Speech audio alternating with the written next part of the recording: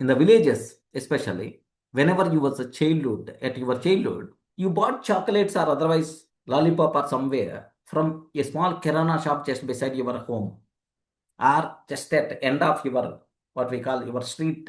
You bought chocolate, biscuit, or otherwise lollipop multiple times from there. 30 years, 20 years, 30 years, 40 years before.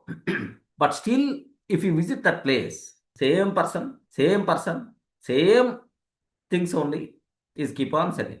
So your kids also can buy the same shop only day after tomorrow, day after tomorrow. Your grandsons also has to buy from the same place only. But where is the difference is maybe instead of that person, sometimes his son is going to serve. Sometimes instead of son, his grandson may serve. But the job is the same thing only. If you are not learning new things, if you are not utilizing the new opportunities, then obviously your lifestyle won't be changed at all. The farmers, how to do cultivation, they know. Then their lifetime they are going to do like that. They are purely farmers.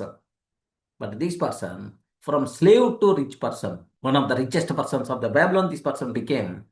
So means he's not only did hard work, he utilized the opportunities also.